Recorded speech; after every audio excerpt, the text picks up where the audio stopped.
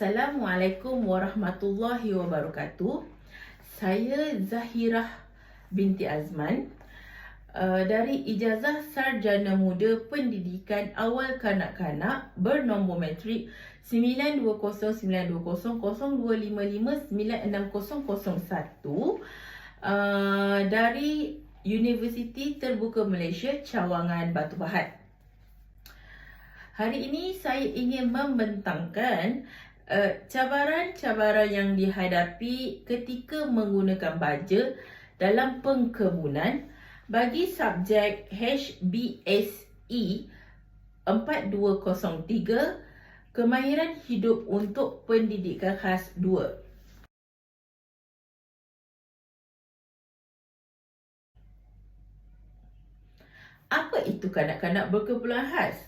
Di sini saya mengkategorikan kanak-kanak berkeperluan khas kepada dua, iaitu pertama adalah kanak-kanak yang mengalami kesukaran belajar, sama ada dari segi kekurangan fizikal, iaitu cacat yang kita dapat lihat, ataupun masalah yang berkaitan dengan mental, di mana antara penyakit-penyakit yang dapat kita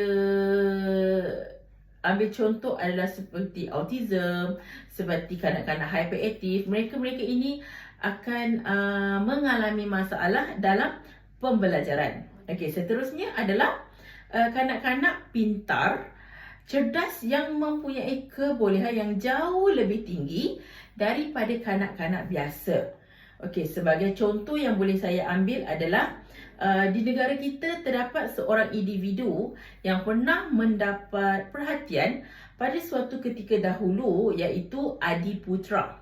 Okey, di mana beliau merupakan seorang genius yang mana beliau mampu menyelesaikan soalan-soalan matematik yang beraras tinggi,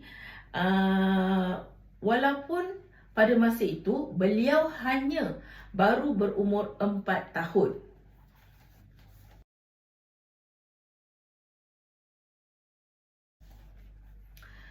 Seterusnya, saya ingin membentangkan berkenaan dengan istilah lain yang digunakan bagi mengkategorikan kanak-kanak berkeperluan khas, iaitu antaranya adalah kita ada kanak-kanak istimewa, kanak-kanak luar biasa, kanak-kanak kurang upaya, kanak-kanak cacat, kanak-kanak bermasalah, kanak-kanak terbantut pertumbuhan dan perkembangan.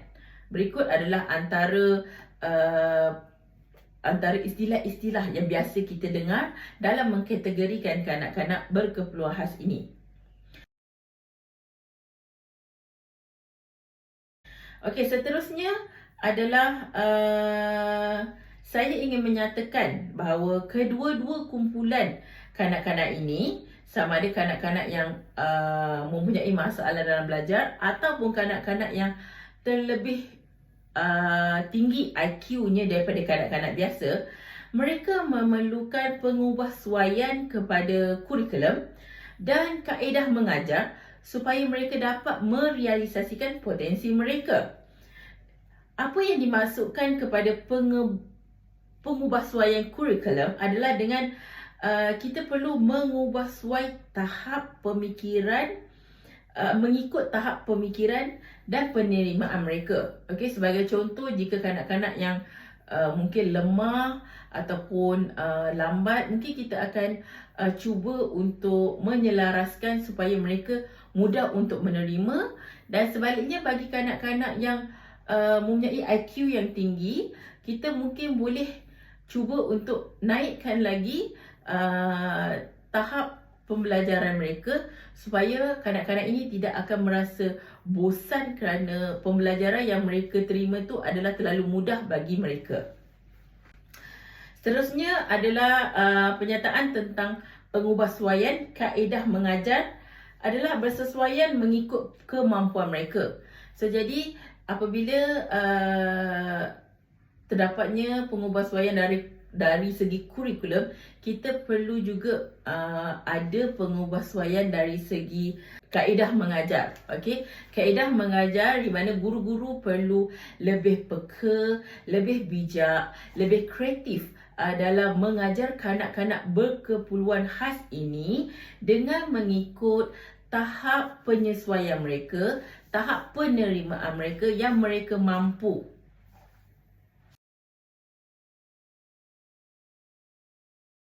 Seterusnya, terdapat beberapa perbezaan kanak-kanak berkeperluan khas.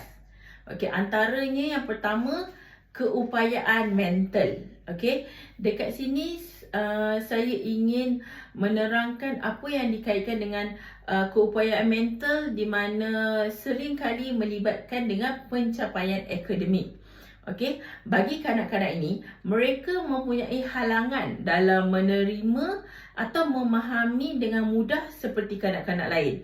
Okey, sebagai contoh mungkin antara kanak-kanak yang kita boleh ambil sebagai kanak-kanak berkeperluan khas adalah kanak-kanak yang lembab, di mana mereka kelihatan normal pada dasarnya, tetapi cara penerimaan mereka adalah sangat perlahan, sangat lambat dan berbeza seperti kanak-kanak biasa. Seterusnya adalah keupayaan deria. Antara contoh yang mudah kita ambil adalah masalah melihat dan mendengar.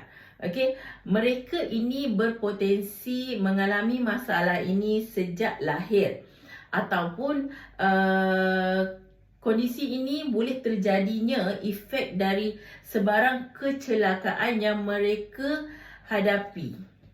Okey, and then seterusnya, keupayaan berkomunikasi sama ada dalam menulis ataupun bertutur. Okey, sebagai contoh yang boleh kita ambil di sini, apabila kita melihat sebahagian kanak-kanak autism, mereka tidak mampu untuk bertutur dengan betul dan bertutur seperti kanak-kanak yang lain. Okey, mereka mempunyai kelemahan dari segi bertutur dan juga sebahagian mereka juga akan mengalami masalah dari segi menulis. Seterusnya, tingkah laku dalam kategori mengawal diri. Sebagai contoh yang saya boleh ambil di sini adalah bagi kanak-kanak seperti ADHD ataupun kanak-kanak hyperaktif, yang mana mereka ini tidak mampu untuk duduk diam dan mempunyai tahap tenaga yang lebih tinggi berbanding dengan kanak-kanak biasa. Seterusnya adalah emosi yang bercampur gaul. Ini kita boleh lihat kepada kanak-kanak autism yang mana mereka tidak mampu untuk mengawal perasaan mereka. Di mana jika mereka rasa sedih, mereka akan tunjukkan rasa sedih. Jika mereka rasa gembira, mereka akan tunjukkan rasa gembira. Jika mereka marah, dia akan tunjukkan rasa marah yang berbeza dan berbanding dengan kanak-kanak normal lain. Akhir sekali adalah ciri-ciri fizikal di mana mereka mempunyai kekurangan sehingga tidak mampu bergerak sendiri atau menjaga diri sendiri.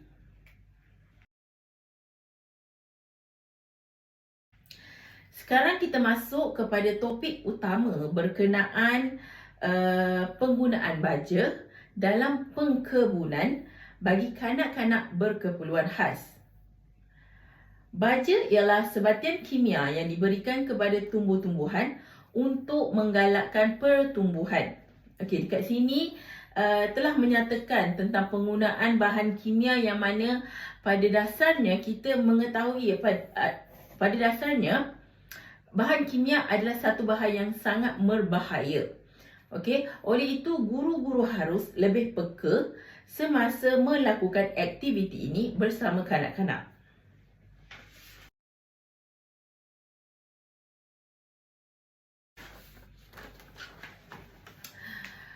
Seterusnya adalah cabaran-cabaran yang dijangka dihadapi ketika mengajar kanak-kanak berkeperluan khas menggunakan baja dalam pengkebunan. Okey, yang pertama adalah guru perlu lebih memberikan perhatian kepada kanak-kanak yang mempunyai masalah berkaitan mental. Hal ini kerana kanak-kanak seperti ini tidak faham bahayanya bahan kimia seperti baja. Oleh itu, bimbingan dari guru amat diperlukan sepanjang aktiviti dijalankan. Okay, seterusnya adalah guru perlu memberikan bimbingan kepada pelajar yang kurang upaya. Dalam hal ini jelas memberitahu bahawa kanak-kanak itu mengalami kekurangan upaya yang mungkin menjejaskan kualiti mereka dalam melakukan aktiviti. Sehubungan dengan itu, huluran bantuan dari guru amat diperlukan. Guru perlu menjauhkan sebarang alatan yang berbahaya dari kanak-kanak yang mempunyai masalah tingkah laku. Jika berkaitan dengan tingkah laku, kita secara tidak langsung membayangkan kanak-kanak yang tidak boleh duduk diam seperti kanak-kanak autism ataupun kanak-kanak hyperaktif. Oleh itu, guru harus mengeluarkan baja pada waktu yang digunakan dalam kuantiti yang sedikit ataupun dijalankan secara berasingan seorang demi seorang bagi mengelakkan sebarang kejadian yang tidak diingini berlaku kepada kanak-kanak.